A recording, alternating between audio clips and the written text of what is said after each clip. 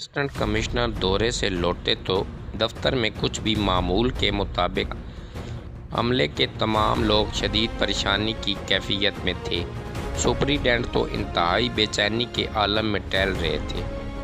Assistant commissioner کو superintendent سے بڑی محبت تھی، جو انتہائی نفیس انسان تھے، اپنے کام کے ماہر محکمے آفیسر سے وفادار، پورا شہر ان کی عزت کرتا۔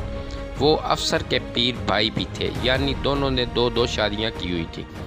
دنیا دونوں کو رن مرید سمجھتی تھی۔ افسر مذاق کرنے کا شوقین تھا۔ دفتر آنے والے لوگ کہکے لگاتے، سائل بھی خوش ہو کر چلے جاتے۔ ماحول کی گمبھیرتا نے اسے پریشان کر دیا۔ استفسار کرنے سے پہلے ہی سپرنٹینڈنٹ کہنے لگے، جناب اعلیٰ، ایک خاتون ہاتھ میں پیٹرول لیے، ماچس ہاتھ میں لیے کہہ رہی ہے کہ میں آگ لگا لوں گی۔ بس اتنا ہی کہنا تھا تو افسر کہنے لگا، اس کا مطلب ہمارے دن گنے جا چکے۔ سیلاب کے دوران کئی افسر معطل کیے گئے۔ ماضی میں ایک خاتون نے بھی چند مکار لوگوں کے بہکاوے میں آ کر خودکشی کر لی تھی۔ وہ جان سے گئی اور کئی افسر اس کی وجہ سے اپنی نوکری سے ہاتھ دھو بیٹھے، اور وہ افسر بھی یہ بات سن کر خودکشی کی اچانک گھبرا گیا۔ وہ سپرنٹینڈنٹ کے کمرے میں بیٹھ گیا، آنکھیں بند کر کے درود شریف پڑھنے لگا۔ بھیا اللہ آج بچائیں، مجھے اس عورت کے پاس لے چلو۔ عدالت کے باہر ایک ڈیڑھ عمر خاتون موجود تھی، ایک ہاتھ میں پیٹرول اور دوسرے ہاتھ میں ماچس۔ مقامی زبان میں پوچھا، بہن جی کیا مسئلہ ہے؟ غصیلے میں لہجے میں بولی، میں آج خود کو آگ لگا لوں گی۔ بہن کہتے ہو میرا کام نہیں کرتے، بیوہ عورتوں 2 مہینے ہو گئے ہیں، میرے ساتھ انصاف کرو، میرا فیصلہ کرو۔ افسر نے سنجیدہ لہجے میں کہا، آپ کا فیصلہ تو قدرت نے کر دیا۔ میرے ایک رفیق کار کی بیوی مدتوں سے بیوہ ہونے کی خواہش رکھتی ہے، جگہ جگہ جا کر منتیں مان رہی ہیں، لیکن اس کی مراد پوری نہیں ہو رہی۔ آپ تو خوش قسمت ہیں کہ آپ بیوہ ہیں۔ اپنی میں بیوی کی مثال دیتا ہوں، وہ بھی میرے لیے دن رات دعائیں کر رہی ہیں کہ میں عزت سے بیوہ ہو جاؤں۔ میرے گھر چلو، اس کے سر پر ہاتھ رکھو، وہ خوش ہوگی۔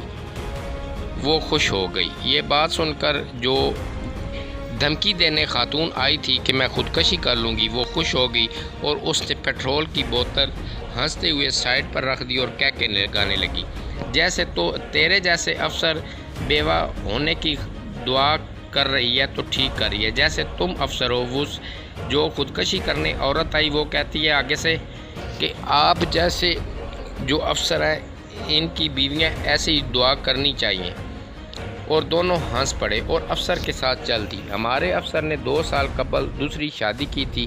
پہلی شادی محبت کی تھی اور دوسری بھی۔ پہلی بیوی سے دلی لگاؤ تھا، دوسری شادی کی پہلی بیوی کا خیال پہلے سے زیادہ رکھنا شروع کر دیا۔ عجیب بات یہ تھی کہ خاتون کو سوتن سے کوئی گلہ شکوہ نہ تھا، کبھی اس کی بددعا نہ دی، شوہر کو کبھی نہ کہا کہ اسے طلاق دے۔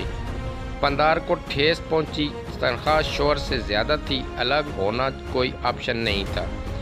شوہر سے پیار تھا، مگر وہ اپنی سہیلیاں خوش قسمت لگتی تھیں جن کے میاں چاہتے ہوئے بھی دوسری شادی نہ کر سکے۔ بیوہ خاتون جو ان کے ساتھ افسر کے ساتھ گئی تھی، جو خودکشی کرنے آئی تھی، وہ شوہر کے ساتھ گھر پہنچی اور اس نے سمجھانا شروع کیا، شوہر اگر خیال رکھتا ہو، عزت کرتا ہو تو نعمت ہے۔ خاتون خانہ کو بات سمجھ آ گئی، شوہر کو بددعا دینا چھوڑ دیا، ایک دن معذرت بھی کی، دوسری بیوی سے ملنا ملانا شروع کر دیا۔ افسر کی زندگی پرسکون ہو گئی۔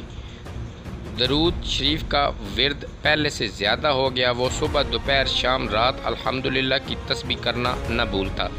عالمگیر کی گریت کے زیر اثر ہمارا خاندانی نظام تبدیلیوں کی زد میں ہے۔ کچھ لوگ شامل نہیں کرتے، چند لوگ شادی کرتے ہیں اور ناجائز تعلقات بھی قائم رکھتے ہیں۔ کوئی دوسری شادی کر کے پہلی بیوی اولاد سے لا تعلق ہو جاتا ہے تو کوئی دوسری شادی کر کے شوق پورا کرتے ہی دوسری بیوی کو چھوڑ دیتا ہے، طلاق دے دیتا ہے۔ غرض ناانصافی کی مثالیں بے شمار ہیں۔ اللہ تعالیٰ انصاف کرتا ہے، انصاف کرنے والا ہے اور پسند بھی کرتا ہے۔ ظلم لوگوں کو شدید عذاب کی وعید سناتا ہے۔ حدیث پاک کا مفہوم ہے کہ سب سے بہتر وہ ہے جو اپنے اہل خانہ کے لیے بہتر ہے۔ حجۃ الوداع کے دن رسول اللہ صلی اللہ علیہ وسلم نے فرمایا، تم سے عورتوں کے حقوق کے بارے سوال کیا جائے گا۔ خواتین کی بابت روز جزا جواب دہ ہوگی۔ اسلام ناجائز جنسی تعلقات کو قطعاً برداشت نہیں کرتا۔ اللہ تعالیٰ حیا والے اور باحیا انسانوں کو پسند کرتا ہے۔ حیا ایمان کا لازمی جزو ہے۔ اسلام سے قبل بھی عرب معاشرے میں کسی آزاد عورت کی بابت یہ سوچا بھی نہیں جا سکتا تھا کہ وہ غیر ازواجی تعلقات میں ملوث پائی جائے گی۔ اسلام تو دینی پاکیزگی کا ہے۔ ہماری اسلامی اور مشرقی روایات ہمارا اثاثہ بھی ہیں اور ہماری زندگی کا حسن بھی ہے۔ انتہائی دکھ کے ساتھ کہنا پڑتا ہے کہ بڑے شہروں میں ایک مخصوص طبقہ ہے جو ناجائز تعلقات کو ناجائز نہیں سمجھتا، جو دینی احکامات کی پاسداری نہیں کرتا۔ ہمارے خیال میں طلاق کی شرح اضافہ ہو چکا ہے۔ بچیوں کے والدین کو نت نئی دھوکے باز لوگوں سے رشتے ہو جاتے ہیں جو اپنے آپ کو کچھ پیش کرتے ہیں اور نکلتے کچھ ہیں۔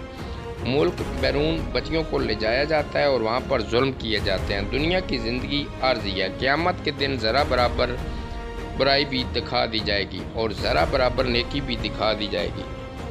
جو لوگ خواتین کے ساتھ ظلم کرتے ہیں ان کو ان کے اعمال کا پورا بدلہ دیا جائے گا۔ آئیے خواتین کی بابت اپنے رویے درست کریں، اللہ تعالیٰ سے ڈرنا شروع کریں۔ اگر ہم رحم نہیں کر سکتے تو کم از کم ہر رشتے کے ساتھ انصاف کرنا شروع کریں۔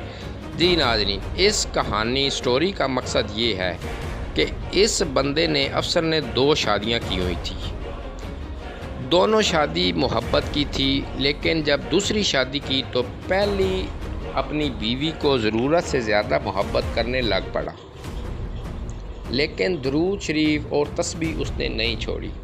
ایک خاتون آئی اور اس نے اس کی زندگی بدل دی۔ وہ خودکشی کرنے آئی اور جب اس کے گھر گئی اس کی بات سنی تو خودکشی کرنے سے رک گئی اور اس کی بیویوں کو جا کے سمجھایا، الٹا اس کی زندگی پرسکون ہو گئی۔ کہانی کا مقصد یہ ہے کہ اسلام میں شادیاں جائز ہیں، لیکن عورتوں کے حقوق، ان کی عزت کرنا ضروری ہے، اور جس عورت کو مرد عزت دے رہا ہو اس کو سکون کا سانس لینا چاہیے اور گھریلو جھگڑے کا باعث نہیں بننا چاہیے۔